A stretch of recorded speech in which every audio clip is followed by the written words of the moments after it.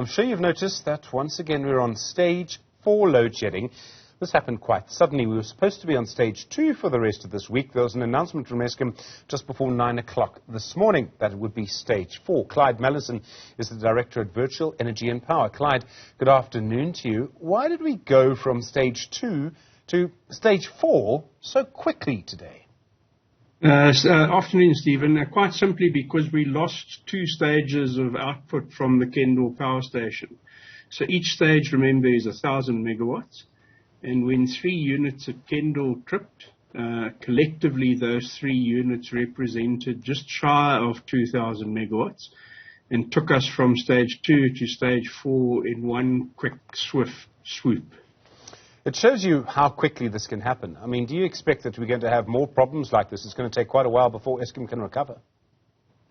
It's actually bleak, Stephen. You know, I've been on the record of pointing out for a very long time that we haven't done anything about it, and it's not getting better. Now, what really shocked me is on Saturday, this past Saturday, we had the lowest availability factor of the Eskom fleet that I've ever seen.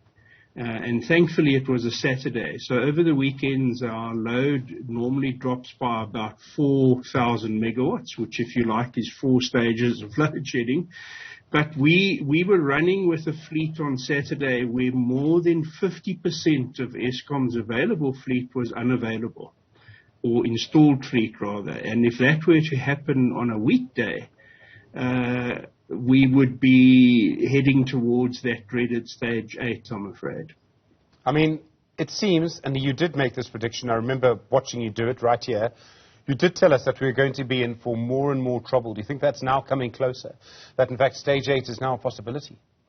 Well, I think, you know, I don't really mind, well, I do obviously mind which stage. What the problem is that if we go to stage 8, and we then sort of fix it, we're not fixing it. What's happening at the moment is the units that are running are having to pick up an extraordinary load. It's almost as if we're carrying a coffin and one by one the pallbearers is falling over sort of thing, and the rest of the pallbearers are having to carry that extra weight.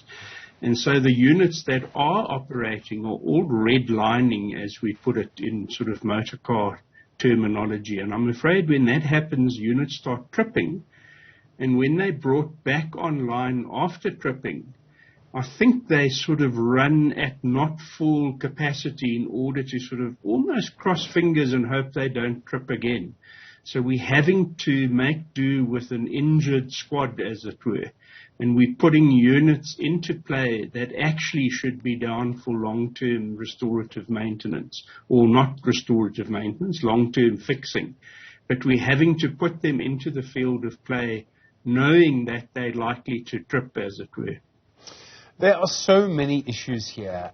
We talk about the Kendall power station, Koeberg as well, one of the units there is out. That seems to be a big factor here as well. We thought it would be back by now.